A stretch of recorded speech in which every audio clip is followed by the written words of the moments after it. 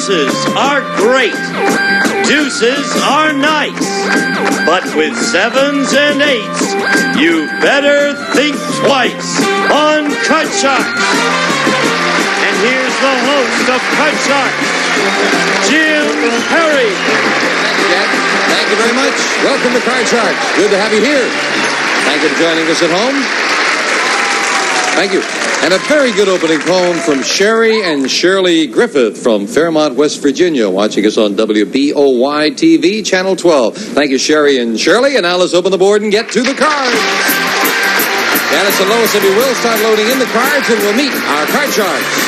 Ed Elder, our champion. Hello, Jim. How you doing today? I'm fine, and won't you again remind us about yourself? Okay, I'm Ed Elder, single man from Phoenix, Arizona, insurance agent, love dancing, cooking, and I collect nautical antiques. Nautical antiques? What kind of antiques do you collect? Nautical, these are things from the sea. Like a binnacle, which is a ship's compass, harpoons, my coffee tables, or lobster traps. Those things are expensive, right? Well, not too bad. Yeah. You got to know where a bargain is. Well, you can buy a few more of them because Ed won $2,100 in cash.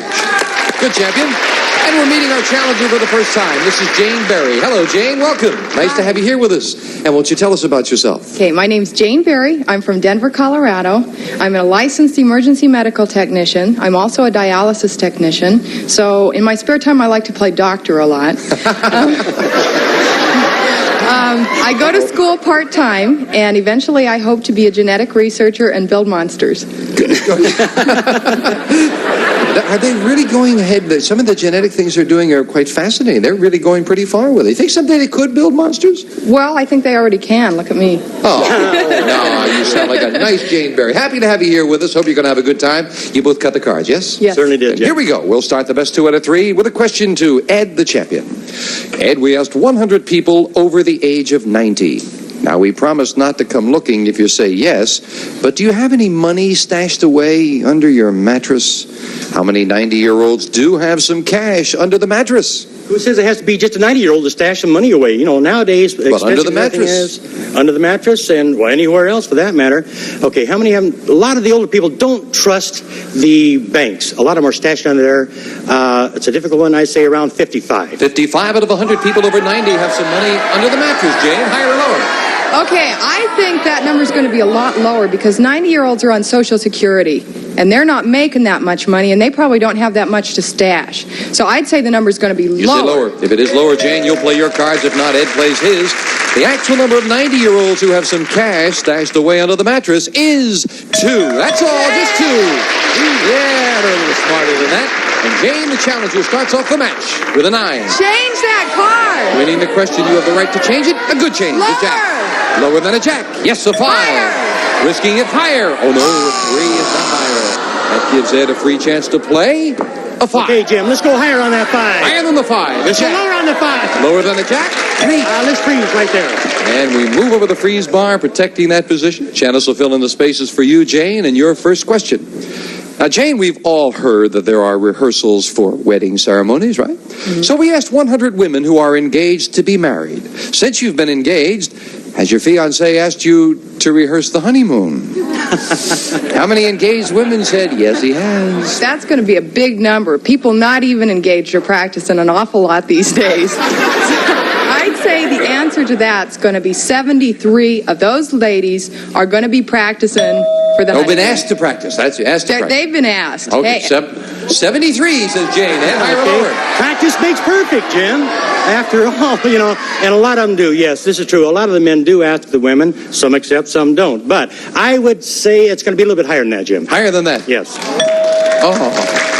Obviously, rehearsing the honeymoon is rehearsing getting in and out of the car and going to Niagara Falls. Gene's going, wah, wah, wah. What do you know, Gene? 73 says Jane. Higher says Ed. The actual number of engaged women who said their fiancé had asked to rehearse the honeymoon is 47. Not higher, Jane. 47. Oh, good. Jane, you've got a jack. Lower. Gonna play the jack. Lower. It is a 7. Freeze. That's a fast decision. Jane gets 1 card out of that. And Ed, this question goes to you. Ed, we asked 100 United States congressmen in Washington, D.C.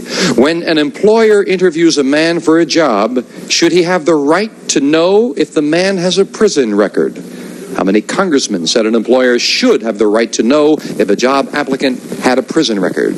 Jim, I think it's only right that the prospective employer does know if a man has a prison record to find out somewhat what kind of a employee he would be. I would say it would be a very high number, at least 82. 82 out of 100 congressmen said yes, he should have that right. Jane, what do you think? I think a lot of employers should know if an employee prospective has a prison record, because I think it's only fair. But I think the number is going to be just a little bit lower than that, because a lot of congressmen these days are saying, let's rehabilitate these people and get them back into normal society. So I'm going to say lower. So you say lower. The actual number of congressmen who said an employer should have the right to know if a job applicant has a prison record is a 75. It is just a little lower. Jane, you're absolutely right. Jane wants to get rid of that 7. A good Jane. Okay, I didn't hear you. I'm sorry, Jane. Higher. It is a 10. Lower. Risking it lower. A 9. Freeze.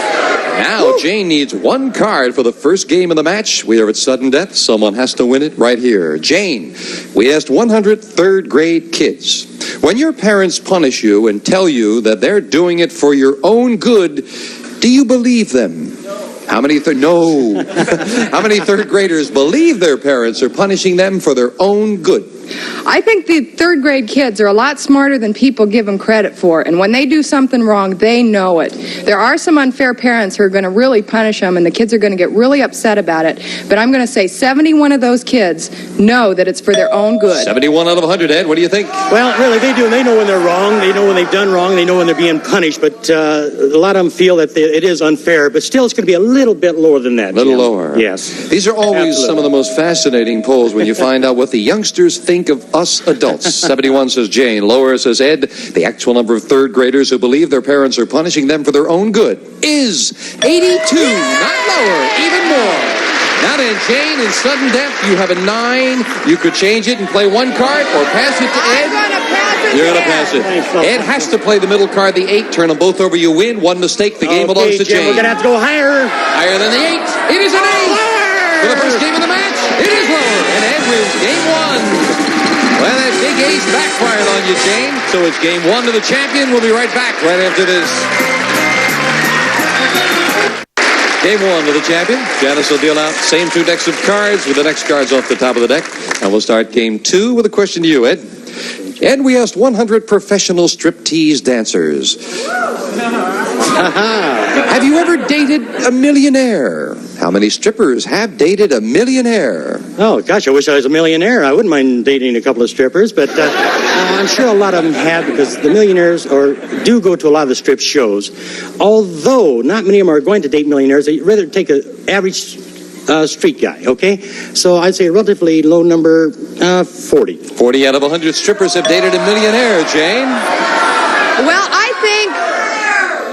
I think it's going to be just a little bit lower than 40, because occasionally you do get one of these great stories about one of the little strippers on the street that's going to run off and marry the millionaire. But I don't think it's all that common. I think most of them are going to stay strippers. So I'd say lower. So you say lower. Oh, right. The next question would be, how many did they date who said they were millionaires and really weren't? Lower, says Jane. The actual number of strippers who have dated a millionaire is 63. Oh, 63. Oh, fantastic. Of course, that could be one guy running around to all these different girls. Ed starts off the game with a jack. Oh, good card, Jim. Let's go lower on that Lower one. than a jack. A 2. Higher. Higher than a 2. A 7. Freeze, Jim. Right away, the champion makes a big move towards a crack at the big money. Jane, got some catching up to do. Yeah. Jane, we asked 100 marriage counselors. Generally speaking, if a man reaches the age of 40 without getting married and then decides to take a bride, is he a bad risk? How many marriage counselors said a man who waits until the age of 40 to get married is a bad risk? I think a lot of them are going to say he's a bad risk, because by the time he's 40, he's pretty well set in his ways. And there's things he's going to be done his way. You know, his way, my way, or the highway, you know, by the time they reach 40. So I would say 57 of those guys are going to be... 57 of those marriage counselors are going to say he's a bad risk. 57 out of 100, Ed. What do you think now? That hits right where it hurts, because I'm over 40. But really, a single man has been through a lot. At age 40, he's learned a lot. He is independent, yes, but I still say that marriage counselors say it'd be a little bit lower than that. You don't think he's that bad a risk? No, he's not that bad a risk. The actual number of marriage counselors who said a man who waits until the age of 40 to get married is a bad risk is 54, just a little lower. Ed is right again.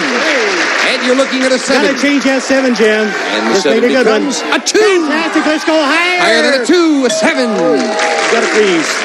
Again, Ed is keeping Jane away from those cards. Jane, you're going to have to win a question to get a crack at the cards, it seems. Ed, we asked 100 people, do you think aliens from another planet are already living on Earth? How many people think aliens from another planet are living on Earth? But of course they are. Don't we all see them constantly? Maybe. Some of us do anyway.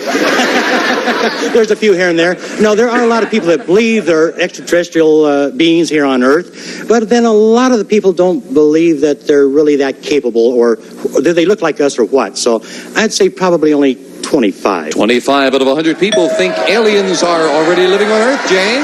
Well, looking at Ed, I would say, yeah, there probably are extraterrestrial beings living on Earth. But I don't think that many people would think there are outer space beings here. So I'm going to say it's lower. You're going to say lower. I must say, as I was asking the question, I don't know if you were with us a couple of months ago, we had a question like this that we asked of congressmen in Washington, D.C., and the answer was, I believe, was 56 of our congressmen thought there were people living here from another world. I will not forget that poll. Right now, Ed says 25 people, Jane says lower, and the actual number of people who think aliens from another planet are living on Earth is 33, not lower again. Ed has control. Jim, let's change that 7 and come up with a good to one. get rid of that middle card. A king. Fantastic, it is lower. If it is lower, Ed goes for the big money. It is. And Ed just kept getting control and won it. Jane, I thank you so much for joining us. And good luck with your studies. Nice to have you here. Jane Barry. Ed, come on down here. You were really cleaning up there on those answers. Oh, I was a little unsure there for a while, though. My goodness. Did very well. Maybe he'll clean up with the money. We'll find out right after this.